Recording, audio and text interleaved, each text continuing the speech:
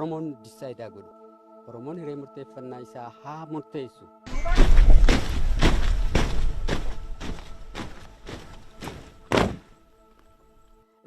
Addi bilisummaa Oromoodhaa kaleessa hogguu dhaabbatu rakkoo Oromoo fi Itoophiyaa gidduu jiru.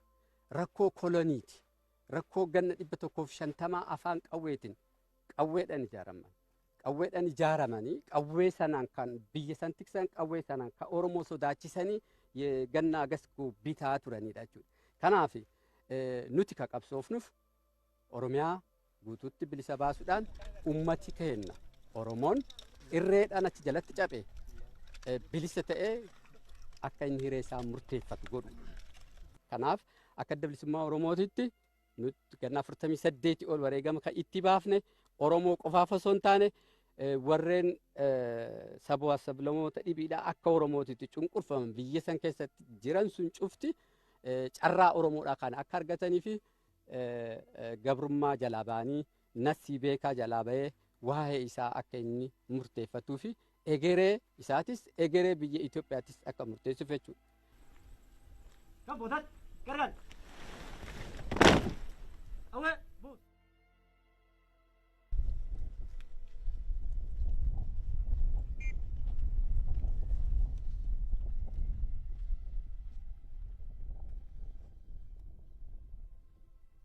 Kuni waan jibba waliigalatti adda bilisummaa Oromootii fi waraana bilisummaa Oromootirraa qabani addunyaa kanatti fokkisiisuudhaaf dhiyeessanidha. Egaa kanaan dura seenaa Oromoodhaa dogoggorsanii addunyaa kana keessa kaan ammas seenaa dogoggoraa adda bilisummaa Oromoo fi waraana bilisummaa Oromootirratti barreessanii addunyaa sanaan jibbisiisuu fi akka ilaalcha hin arganne goosiisuudhaaniif alatti nuti bilisummaadhaaf qabsoofne. Nami bilisummaadhaaf qabsaa'u bilisummaa nama dhibiidhaa hin sarbu. Bilisummaa nama dhibiidhaa hin sarbu. Agartee inni kun beekaa ta'e jedhanii waraana bilisummaa Oromootii fi adda bilisummaa Oromoodhaa biyyoota addunyaa biratti xureessuudhaaf mootummaan mataan isaa mootummaan Abiyyi waraana bilisummaa Oromoo fakkeessee ajjeesee warra kana satti ajjeesee jedhaa jechuudha. Malee nuti gonkumaayyuu kanan goonu nami bilisummaa isaatiif dhiiga cabsee lafee isaa cabsee bilisummaa barbaadu nama siviilii ta'e kan nagaatirratti kana hin godhu nuti kanan goonu. Seerri kennas abaa'oon baay'eetti dimokraataa seera qabaa waan mirga nama dhalaatiif mirga nama gonkumaayyuu hin sarbu. Egaa inni kun namoota dhibiitiin beekamuu dhabuu baatus nuti ammoo akkasitti jira jechuudha. Nam tokko siviilii kamiyyuu hin ajjeefnusi nama qawwee qabatee nu dura dhaabbate kamiyyuu inni qawwee sitti dhokaase nullee qawwee itti dhokaasna. Sanaan alatti dhibiidhaan jiru jechuudha.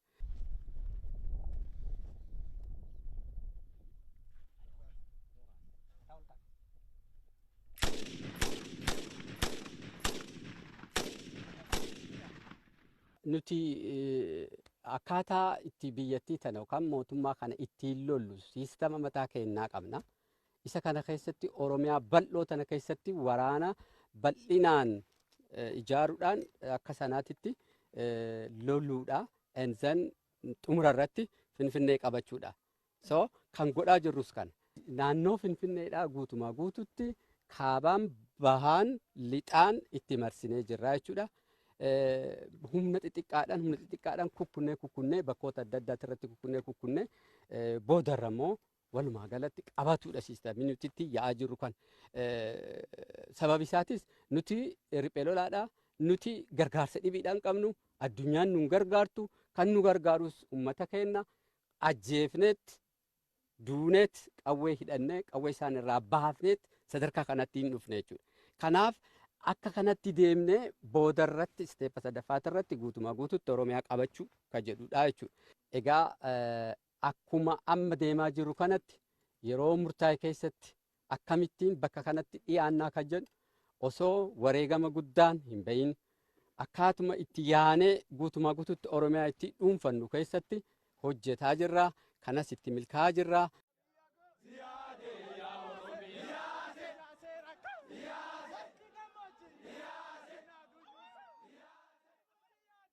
waliigalteen TDF waliin goone waliigaltee sadarkaa duraati waliif hin mallatteessine.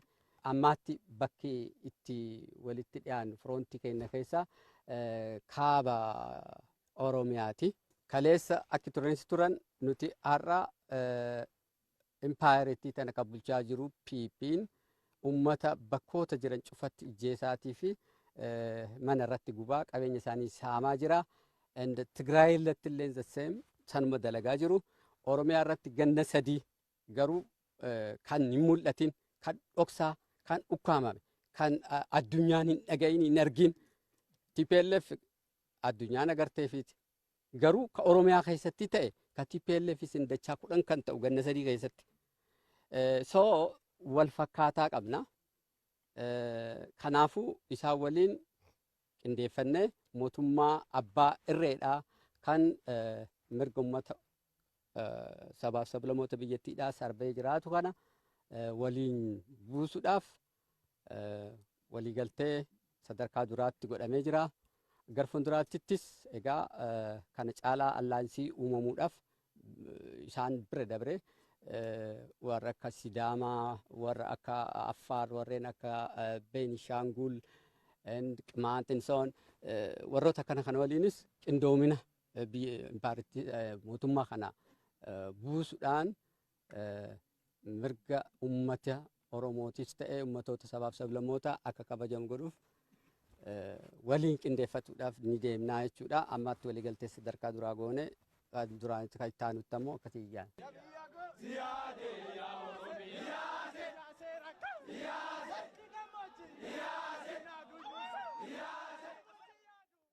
Nuti kaleessas qabsoo gooneef gabrummaatu qabsoo nu tochisiise.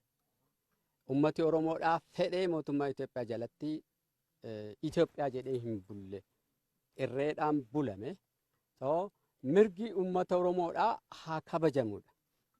Mirgi ummata Oromoodhaa haa kabajamu. Oromoon disaayidaa godhu. Oromoon hiree murteeffannaa isaa haa murteessu. Kanaaf gara fuulduraatitti yoo haallan jijjiirame dhufee Oromoon ka barbaadu Itoophiyaa haarettiin barbaada yoo jedhe Itoophiyaa haarettii sana akkaataa itti ijaaru Oromootu murteessa. Lakkii deemsi kunuyyuu baragaan akkasii ittiin jenne nu Oromiyaa mataa kennaa dandeennaa jedhe Oromiyaa murteessuu danda'a. Nuti akka dhaabaatti ABO'n ka qabatee ka'es bilisummaa Oromoo fi walabummaa Oromiyaa deebisuudha. Achiin isa kana argamsiifteen boodatti hiree murteeffannaa uummata Oromootiin waa'ee egeree Oromootis ta'ee egeree Itoophiyaadha akka murteessuudhaaf qabsoo godhe kanaaf wareegama guutuu baasa. Ammas nuti ka arma jirruuf qawwee Oromiyaa marsite ofirraa kaafne Oromoon bilisa ta'e waa'ee Oromootis ta'e waa'ee Itoophiyaatis innaa murteessudha. Isa kana keessa jirti jechuudha. Kanaafuu nuyi osoo hin taane kan murteessu uummata Oromooti jechuudha.